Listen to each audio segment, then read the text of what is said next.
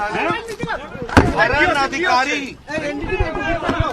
जो परसों शाम को 8 बजे अपने निवास स्थान पर आपने देखा होगा कि चुनाव के नतीजे निकलने के पश्चात किस तरीके से टीएमसी के गुंडे और टीएमसी के गुंडे कार्यकर्ता वो हरण अधिकारी के घर में गए, घुस करके पहले अंदर घर में तोड़फोड़ की, महिलाओं को धमकाया, बच्चों को धमकाया, उनके ऊपर अटैक किया और मिसेज हरण अधिकारी जो हरण अधिकारी की पत्नी थी उनके मुंह पर वार किया, उनका दांत तोड़ दिया और बाद में हरण अधिकारी को वहां से निकालकर घसीटते हुए पीटते हुए इस रास्ते से उसको ले गए और रास्ते में पीटते पीटते उनकी जान चली गई, वो शहीद हो गए। मैं यहां बताना चाहता हूं कि जो ममता जी चुनाव जीतने के बाद जो आपकी पार्टी ने जो तांडव किया है वह बताता है कि आपको प्रजातंत्र में कितना विश्वास है। और टीएमसी के कार्यकर्ता और नेता ये कह रहे हैं कि ये सारे घटना ये सोशल मीडिया में फेक न्यूज है। मैं चाहूंगा कि आपके कैमरे यहां से मेरे साथ गए थे और आपने देखा है श्रीमती हरण अधिकारी जी को किस तरीके से वो रो रही थी, उनका बच्चा बिलख रहा था और किस तरीके से उन्होंने सारी बातें हमारे सामने रखी हैं। मैं इसलिए आपसे निवेदन करूंगा मीडिया के लोगों से कि आप निष्पक्ष और सच्ची बात सारे देश को बताएं कि भारतीय जनता पार्टी ने अगर तानाशाही कहा था तो वो तानाशाही हमको दिख रही है।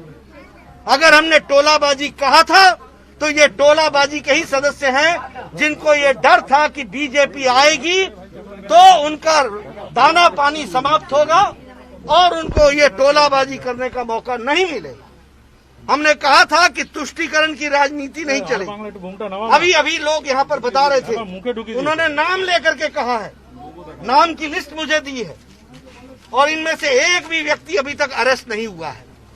ये बताता है कि यहाँ का कानून व्यवस्था ये लिस्ट दी है जिसमें उनकी पत्नी ने बताया है कि कौन व्यक्ति आया था, किसके नेतृत्व में लड़ाई हुई, किन लोगों ने पीटा मारा और मारते मारते उनकी जान ले ली। मैं बताना चाहता हूं कि भारतीय जनता पार्टी के एक एक कार्यकर्ता के साथ करोड़ों पार्टी के कार्यकर्ता खड़े हैं और उनकी शहादत जायर नहीं जाएगी।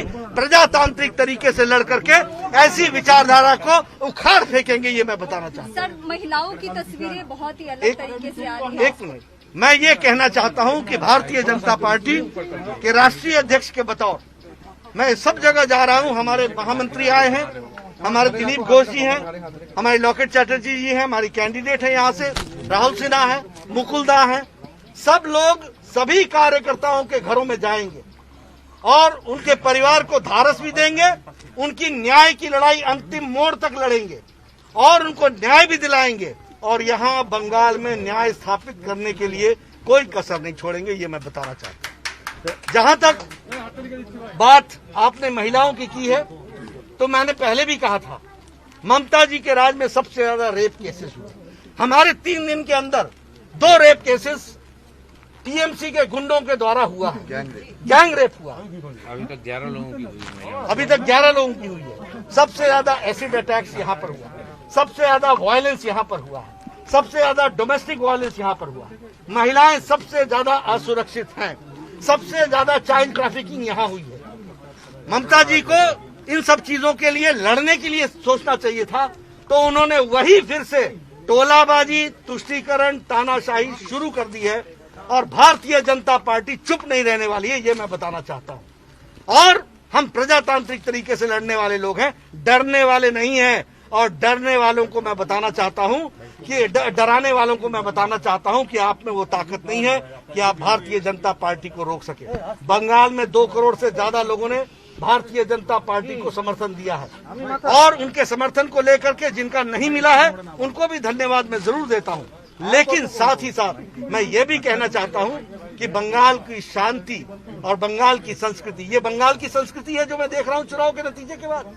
यही तो मैं बोलता था, मेरी बात तो सच हो गई। और 5 बजे नतीजे आने शुरू हुए और 8 बजे घटना घट जाती है, तांडव नृत्य शुरू हो जाता है गुंडागर्दी का। तो यह बताता है कि बंगाल की संस्कृति ममता जी नहीं रिप्रेजेंट करती हैं, हम बीजेपी वाले करते हैं, ये मैं बताना चाहता हूं। और न्याय तरीके से, न्यायोचित तरीके से चुनाव ये लड़ाई लड़ी। धन्यवाद।